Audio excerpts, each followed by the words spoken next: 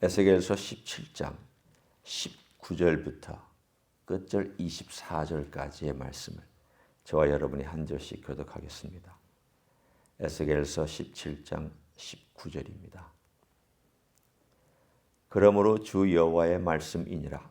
내가 나의 삶을 두고 맹세하노니 그가 내 맹세를 업신여기고 내 언약을 배반하였은즉 내가 그 죄를 그 머리에 돌리되 그 위에 내 그물을 치며 내 올무에 걸리게 하여 끌고 바벨론으로 가서 나를 반역한 그 반역을 거기에서 심판할지며 그 모든 군대에서 도망한 자들은 다 칼에 엎드려질 것이요 그 남은 자는 사방으로 흩어지리니 나 여호와가 이것을 말한 줄을 너희가 알리라. 주 여호와께서 이같이 말씀하시되 내가 백향목 꼭대기에서 높은 가지를 꺾어다가 심으리라.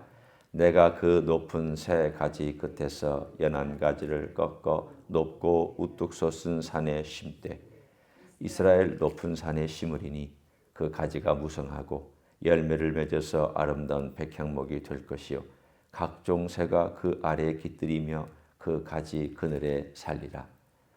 들의 모든 나무가 나 여호와는 높은 나무를 낮추고 낮은 나무를 높이며 푸른 나무를 말리고 마른 나무를 무성하게 하는 줄 알리라. 나 여호와는 말하고 이루느니라 하라. 아멘. 오늘 우리에게 주시는 이 메시지를 보면 몇몇 군데에서 비슷한 메시지를 발견할 수 있습니다. 한나의 기도, 그리고 마리아의 찬가, 그리고 물론 다른 곳에서도 비슷한 메시지가 나오지만 오늘 여기에 보면 하나님이 하는 방식이 뭔가를 제법 비유를 통해서 잘 알려주고 있습니다. 세상의 방식은 무엇입니까? 네, 세상의 방식은 유능한 사람이 성공하고 똑똑한 사람이 인정받고 잘난 사람이 두각을 드러내는 그게 이 세상의 원리입니다. 돈 많은 사람이 대접받죠. 그리고 정치 권력을 가지고 높은 위치에 있는 사람이 영향력을 행사합니다. 이 세상 당연하죠. 그렇게 짜여져 왔고 그렇게 흘러가도록 만들어졌으니까. 성경에도 보면 그런 인물들이 나옵니다. 에서 그리고 사울, 대표적인 두 인물이죠. 에서 유능합니다. 유능한 사냥꾼입니다. 우리가 사냥꾼이라는 말은 영웅이란 뜻이기도 합니다. 리더십이 있는 영웅. 그리고 모든 면에서 자기의 원하는 것을 이루어낼 수 있는 능력을 가진 사람입니다. 하나님 별로 필요 없습니다. 이 세상 살아가는데 하나님 없이도 얼마든지 잘할 수 있기 때문입니다. 사울, 그는 하나님께서 사실은 백성들이 너무 간청을 하고 하나님께 와서 떼를 쓰기 때문에 어쩔 수 없이 준 왕이지만 하나님의 원래 계획에 있던 왕은 아닙니다. 똑똑했습니다. 처음에는 겸손한 모습도 있었습니다. 일반 이스라엘 남자들보다 머리 하나가 컸다고 합니다. 얼마나 키가 장대하고 잘생겼고 사람들이 볼 때도 괜찮았는지를 알 수 있습니다. 머리 잘 돌아갔습니다. 처음에는 용맹도 했습니다. 암몬 자손에서 요단 동편에 있는 므낫세 지파의 그 어떤 지역을 구원해 준 용맹한 사람이기도 했습니다. 뭐가 문제였습니까? 네, 그는 하나님 없이 자기의 능력으로 잘할 수 있다고 믿고 그렇게 살았던 사람입니다. 성경에 보면 그런 사람들 이야기가 무지하게 많이 나옵니다. 자기의 똑똑함, 자기의 신념, 자기의 생각, 자기의 가지고 있었던 것 믿고 그대로 행하였던 사람들. 또 다른 대표적인 예가 예수님의 12 제자 중에 가룟 유다와 같은 사람입니다. 제가 볼 때는 가룟 유다가 인간적으로 보면 제일 똑똑한 사람입니다. 제일 계산이 빠른 사람입니다. 많은 면에서 생본이 허투루지가 않은 명확하고 정확하고 똑똑하고 계산이 분명한 그런 사람입니다. 요즘 세대에 필요한 사람입니다. 미국에서 필요한 사람은 가룟 유다와 같은 사람입니다. 그래 자기 생각하고 안 맞으니까 예수님 버리잖아요. 내가 원하는 사람이 아니라는 것 때문에 내 틀에 들어오지 않는 사람이기 때문에 가차없이 버리잖아요. 자, 그거에 반해서 성경에서 하나님이 쓰시는 사람들을 한번 보십시오. 오늘 우리에게 그 비유가 하나 나오는데 그 비유를 우리가 쭉 보면서 하나님의 초점이 어디 있는지, 방식이 어디 있는지를 우리가 살펴보기 원합니다. 22절에 이렇게 말씀하세요. 주 여호와께서 이같이 말씀하시되 내가 백향목 꼭대기에서 높은 가지를 꺾었다가 심으리라. 내가 그 높은 세 가지 끝에서 연한 가지를 꺾고 높고 우뚝 솟은 산에 심되. 여기서 연한 가지 하나를 꺾었다라고 되어 있습니다. 여기서 연하다라는 뜻은 아주 부드럽고 야들야들한 조그마한 가지라는 뜻도 있습니다만은 초라하다, 별 볼 일 없다라는 뜻도 있습니다. 그러니까 언뜻 보기에는 여러분 조그마한 가지 나무에서 가지 하나 꺾어놓고 심으면 사람들이 볼 때 그거 별거 아닙니다. 지나가는 짐승이 밟으면 꺾일 수도 있고 무너질 수도 있는 아주 연약한 가지입니다. 그러니까 하나님께서 그걸 하시겠다라는 거예요. 큰 나무 가져다가 심는 게 아니라 내가 큰 나무를 통해서 무슨 일을 하는 게 아니에요. 자기의 자태를 뽐내고 자기의 우람함과 자기의 똑똑함을 뽐내는 나 그런 거 하지 않겠다. 내가 연한 거 갖다가 심겠다. 남들이 볼 때는 별 볼 일 없고 초라하고 아주 아무것도 아닌 그 나무 내가 심겠다. 그리고 그 나무를 통하여 내가 일하겠다. 오늘 이 메시지가 누구를 지칭하고 있습니까? 메시아로 오실 예수 그리스도를 말씀하고 있습니다. 예수님은 다른 데서도 그렇지만 연한 가지라고 늘 얘기하잖아요. 이사야도 이새의 뿌리에서 가지, 연한 가지가 하나 나왔다. 그게 큰 나무를 이루었다. 오늘 여기서도 보면은 하나님께서 그 연한 가지를 이스라엘의 높은 산에 심었다. 이스라엘 산이 높으면 얼마나 높습니까? 기껏해 해발 700m, 800m밖에 안 됩니다. 그러나 하나님께서 높다고 얘기하십니다. 인간의 높이에서 높은 것이 아니라 하나님께서 높이시는 높이에서 높은 거고 하나님께서 존귀하게 여기기 때문에 존귀한 거지 인간의 존귀한 기준과 다르다는 뜻입니다. 레바논의 산들은 높습니다. 백향목은 보통 1500m, 2000m의 높이에서 자라고 쭉쭉 뻗은 우람한 나무입니다. 해발 그렇게 높이에서 자랍니다. 높은 레바논의 산맥들에서 그 높이와 아름다움을 자랑하는 게 레바논의 백향목입니다. 그런데 그 나무에 연한 가지 하나 꺾어다가 예를 들어 시온산에다가 심는다고 한번 여러분 생각해 보십시오. 시온산을 지금 여기서 지칭하고 있는데 시온산이 몇 미터냐? 기껏해야 700몇 미터입니다. 레바논에 있는 산에 비하면 세 발의 피입니다. 동산입니다. 그냥 동산. 그 높은 꼭대기에 눈이 있는 산에 비하면 조그마한 동산입니다. 별것도 아닙니다.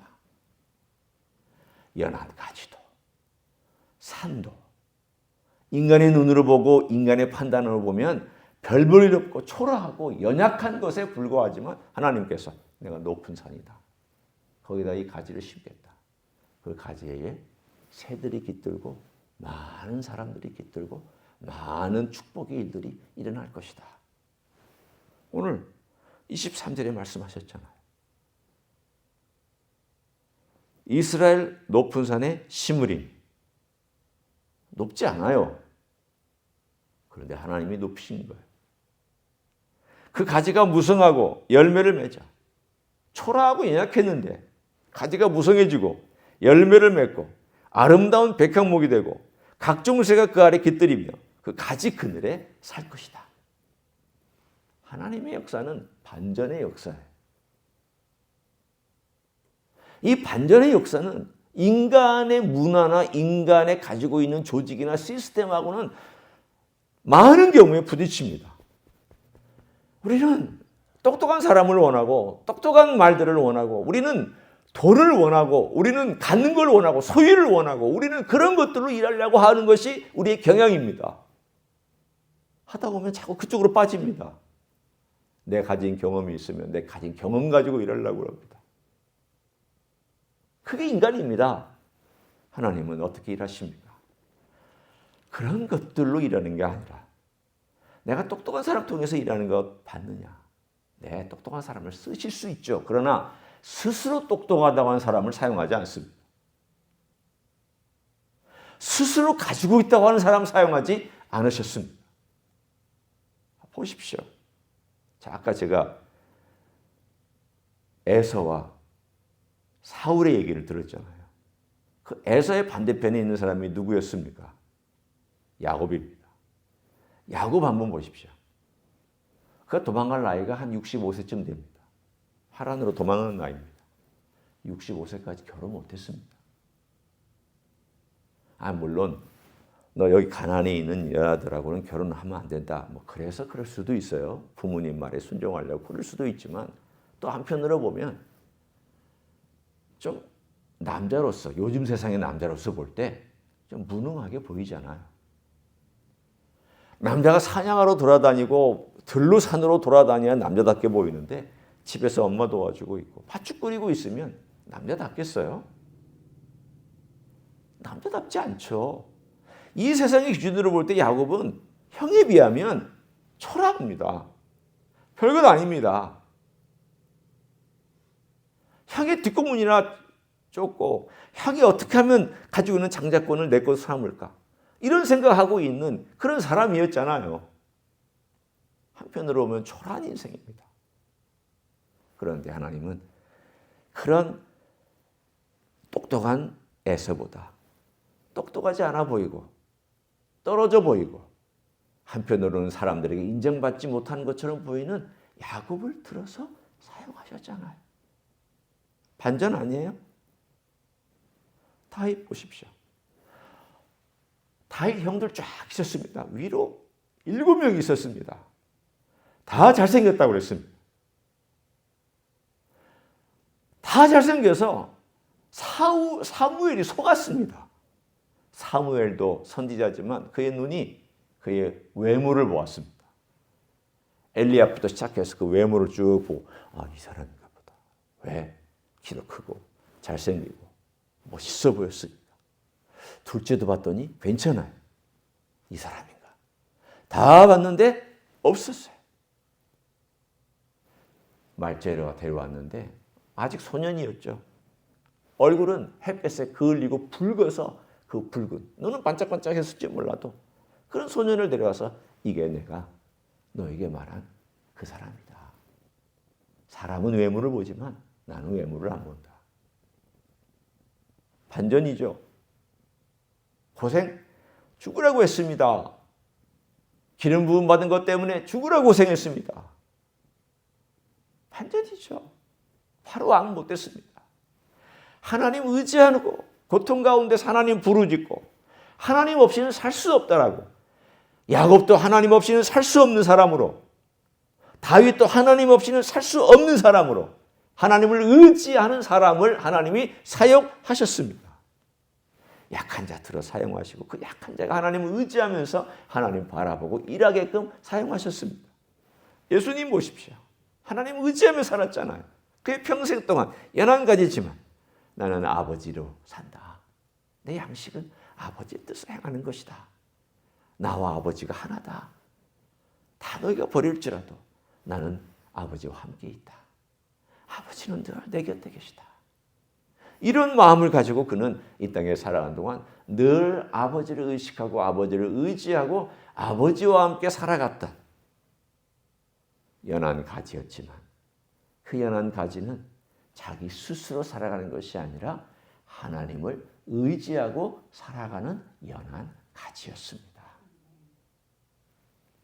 하나님께서 이런 사람들을 쓰신다는 거예요. 이렇게 연한 가지, 우리 메시아로 오신 예수님처럼 이 땅에 살아가는 모든 시스템이 연했잖아요. 주님 정치력 있으셨습니까? 경제력 있으셨습니까? 우리 주님께서 뭐 놀랍게 세상 전부를 돌아다니면서 여행하시는 그런 분이셨습니까? 아니었잖아요. 가장 가난했고, 가장 없었고, 가장 배고팠고, 가장 초라했고, 이사야의 메시지에 따르면 흠모할 만한 것이 보이지 않았다. 인간의 눈으로, 세상의 기준으로 흠모할 만한 것이 안 보였다. 그러나 그가 하나님으로서 이 땅에 오셔서 가장 연약한 길을 걸어가시고 연약한 백성을 위해서 연약한 길을 좁은 길 걸어가셨고 좁은 문으로 들어가셨고 좁은 길 걸어가셨고 좁은 걸 선택하셨고 좁은 십자가에서 좁은 그 연약한 십자가에서 너무나도 좁죠. 움직이지도 못하는 옴짝달싹하지 못하는 그 십자가에서 인류를 위해서 죽으셨다. 그게 우리의 길이고 하나님이 행하시는 길이다. 오늘 그게 24절의 결론이에요. 하나님의 방식이에요. 제가 읽습니다.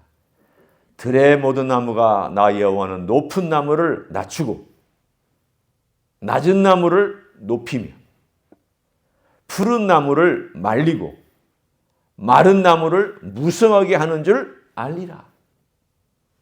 얼마나 멋진 메시지. 마리아가 창가 가운데 그랬잖아요.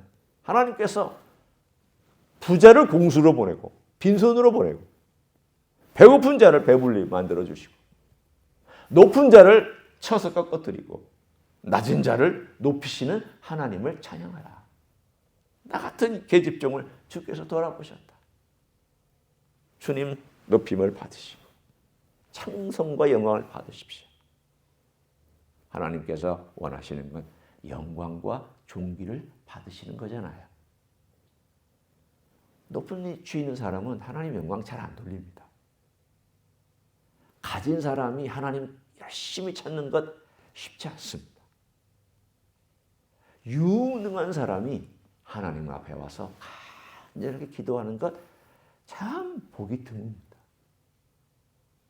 그러나 아픈 사람, 가난한 사람, 힘든 사람, 외로운 사람, 고통받는 사람, 핍박받는 사람, 빼앗긴 사람, 쫓기는 사람, 도망다니는 사람, 곤고한 사람 하나님 앞에 와서 기도하는 거 많이 보시잖아요.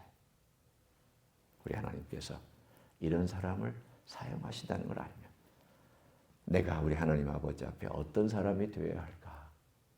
우리 하나님이 이런 사람을 쓰신다면 하나님의 그 놀라운 반전의 역사가 우리가 찬양하고 높여야 되지만 나 같은 인생을 부르셨으니까 기적이고 놀라운 일이기 때문에 영광 돌려야 되지만 동시에 그런 나를 구원해 주신 주님 앞에 또한 나는 어떻게 살아가야 되나? 이것도 또한 오늘 이 원리로 우리가 살아가야 되는 줄로 믿습니다. 그런 하루 되시기를 예수님의 이름으로 간절히 축원합니다. 기도하겠습니다. 고맙습니다. 나 같은 연약한 인생, 죄인, 곤고함, 주님을 반역한 인생을 주께서 불쌍히 여기시고 구원해 주신 것. 참 반전입니다. 이 세상에 유능하고 똑똑하고 화려한 사람들이 아니라 초라하고 연약한 인생을 불러 주님의 일을 하게 하신 것 감사드립니다. 주님께서 하시는 일은 전혀 예측할 수 없고 인간의 생각이나 인간의 방식과는 전혀 달라. 우리가 뭘 하고 계산할 수가 없습니다. 다만 영광과 존귀를 올려드릴 뿐입니다. 영광을 받으시옵소서. 그 이름이 높아지시옵소서. 우리 같은 인생을 사용하시는 주님의 그 솜씨가 아름답고 귀하고 존귀함을 믿습니다. 우리 또한 그런 주님 앞에 오늘도 겸손함으로 기도하고 겸손함으로 말하고 행하고 겸손함으로 주께 영광 돌리는 귀한 하루가 되게 축복하여 주시옵소서. 이제는 우리 구주 예수 그리스도의 은혜와 하나님 아버지의 극진하신 사랑과 성령 하나님 교통하심의 역사가 오늘도 높은 자 낮추시고 낮은 자 높이시고 주님의 그 놀라운 반전의 역사를 우리가 기억하고 나 같은 인생이 주님 만나게 된 것도 쓰임받는 것도 다 주님께서 행하시는 놀라운 일이라고 고백하며 찬송하기를 원하는 이 자리에 참여한 모든 종들 위에와 주임지 히스교회 위에와 이민교회들과 한국교회들과 선교사님들 위에 이제로부터 영원히 함께 하실지어다. 아멘.